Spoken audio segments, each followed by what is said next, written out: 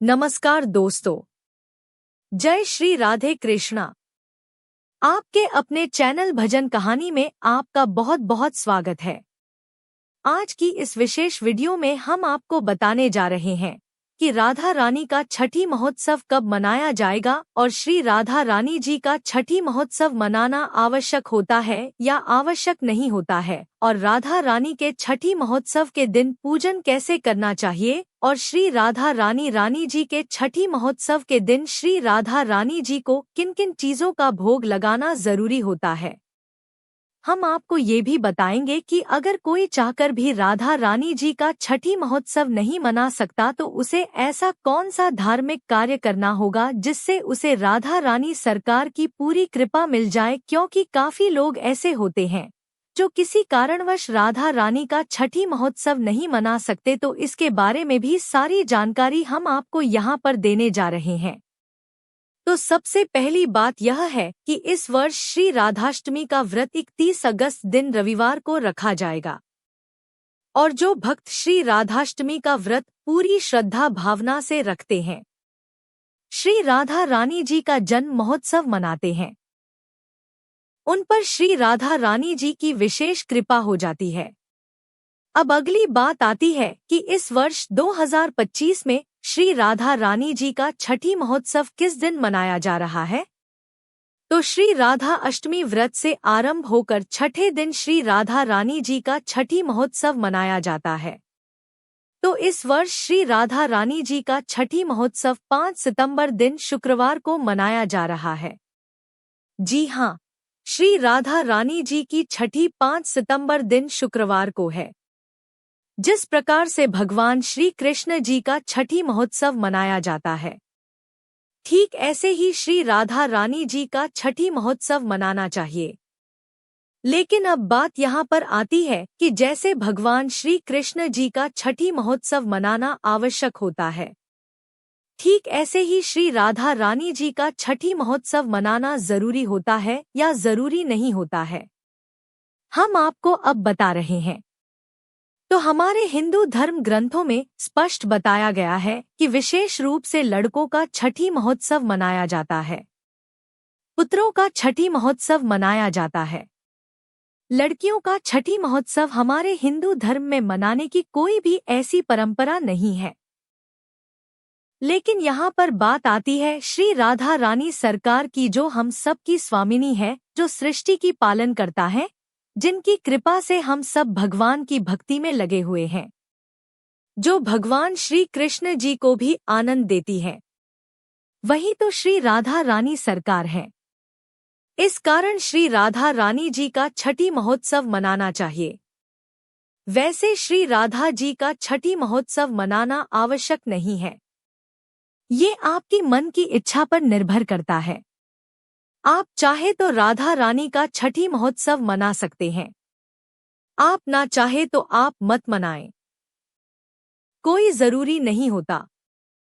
लेकिन फिर भी अगर आप श्री राधा रानी जी का छठी महोत्सव मनाएंगे तो आप पर श्री राधा रानी जी की विशेष कृपा दृष्टि हो ही जाएगी, क्योंकि हम कोई भी उत्सव भगवान की प्रसन्नता के लिए मनाते हैं तो हमारे जीवन में सुख शांति आनंद आते हैं, हमारी मनोकामनाएं पूरी हो जाती हैं।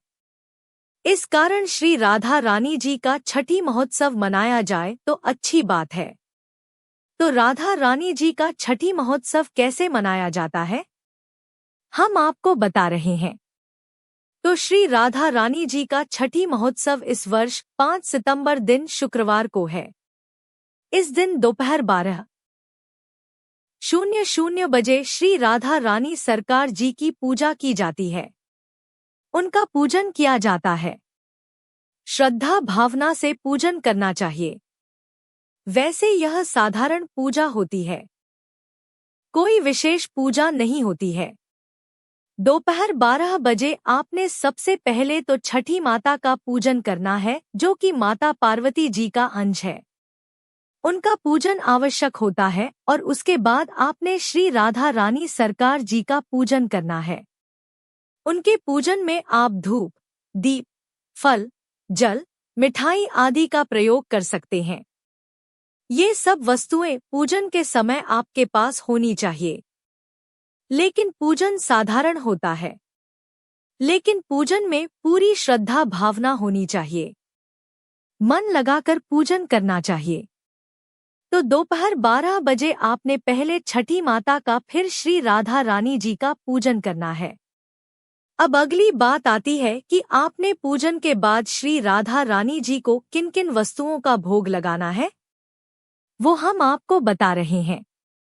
तो सबसे पहली बात यह है कि आपने श्री राधा रानी जी की प्रिय सब्जी अरबी का भोग उनको लगाना है। और मान लीजिए आपके वहां पर अरबी की सब्जी नहीं मिलती तो आप कोई भी सब्जी बना सकते हैं, लेकिन किसी भी सब्जी में प्याज लहसुन नहीं होना चाहिए। दूसरी बात, जिस दूसरी वस्तु का आपने भोग लगाना है वह है रोटी या पूरी, दोनों में से कुछ भी आप बना सकते हैं। यह आपने दूसरी वस्तु का भोग लगाना है। अब तीसरी जो चीज आती है वो है मीठी छाछ, जिसे मीठी लस्सी भी कहा जाता है। दही से यह बनती है, आपको मालूम ही होगा। तो मीठी छाछ का आपने भोग अवश्य लगवाना है। अब चौथी और पांचवी जो वस्तु है वह है कढ़ी और चावल। वैसे यह भगवान श्री कृष्ण जी का प्रिय भोग है। भगवान इसे बड़े चावल से खाते हैं। कढ़ी को वृंदावनी भी कहते हैं। तो चौथी और पांचवी जो वस्तु है वो कढ़ी और चावल का भी आपने अवश्य भोग लगाना है। अब जो छठी वस्तु है वो है फल। आप किसी भी फल का भोग श्री राधा रानी सरकार को लगा सकते हैं। आप चाहे तो एक फल का भोग लगाएं, आप चाहे तो ज्यादा फलों का भोग भी लगा सकते हैं। अब जिस सातवीं वस्तु का आपने भोग लगाना है वो है कोई भी मिठाई। जी हाँ, आपने किसी भी मिठाई का भोग साथ जरूर लगाना है। आप चाहे तो मिठाई की जगह घर में खीर भी बना सकते हैं। तो मीठी वस्तु का आपने भोग अवश्य लगवाना है। अब आठवीं जो सबसे विशेष बात आती है वो आपने श्री राधा रानी सरकार को मीठे पान का भोग अवश्य लगवाना है। मीठा पान श्री राधा रानी जी की सबसे प्रिय वस्तु है, उनका प्रिय भोग है। तो मीठे पान का भोग आपने अवश्य लगवाना है। मीठे पान में आपने सुपारी भी नहीं डलवानी है। मीठे पान का भोग अवश्य लगवाइए। लेकिन अगर आपके वहां पर मीठा पान नहीं मिलता तो आप मीठे पान का भोग मानसिक पूजन के द्वारा लगा सकते हैं। मन से आप मीठे पान का भोग लगा सकते हैं। लेकिन अगर आपके वहां पर मीठा पान मिलता है तो मीठे पान का भोग आपने अवश्य लगवाना है। तो इन 8 वस्तुओं का भोग श्री राधा रानी जी के छठी महोत्सव के दिन पूजन के बाद लगाया जाता है। अब जिन वस्तुओं का आपने भोग लगाया है उसका प्रसाद आपने स्वयं खाना है और परिवार वालों को भी अवश्य खिलाना है। इससे श्री राधा रानी सरकार की पूरी कृपा मिल जाती है। उनकी कृपा दृष्टि सदा के लिए बन जाती है। अब अगली विशेष बात आती है। मान लीजिए कोई ऐसा भक्त है जो श्री राधा रानी जी का छठी महोत्सव मनाना चाहता है, पूजन करना चाहता है, लेकिन वो ऐसा किसी कारण से नहीं कर पाया। कुछ लोग ऐसे होते हैं जिनकी कोई मजबूरी होती है, वो राधा जी का छठी महोत्सव नहीं मना सकते, राधा रानी जी की छठी नहीं मना सकते। तो ऐसे लोगों को क्या करना है?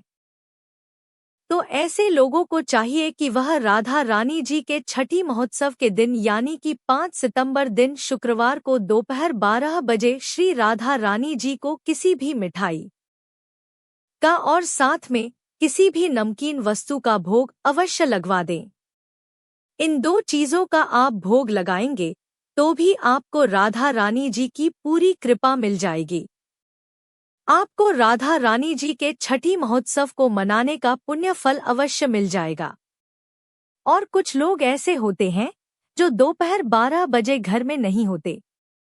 तो ऐसी अवस्था में आप शाम को जब भी घर आते हैं उस समय भी आप राधा रानी जी का छठी महोत्सव मना सकते हैं। लेकिन दोपहर 12 बजे आप मन से श्री राधा रानी जी की पूजा अवश्य कर लीजिए। दोपहर 12 बजे मानसिक पूजन कीजिए। लेकिन शाम को जब आप घर में आए उस समय आप पूरी तरह से पूरी श्रद्धा भावना से पूरे विधि विधान से पूजन कीजिए तो आपको श्री राधा रानी जी के छठी महोत्सव को मनाने का फल अवश्य मिलेगा। तो राधा रानी का छठी महोत्सव कैसे मनाया जाता है? किन किन बातों का ध्यान रखना पड़ता है?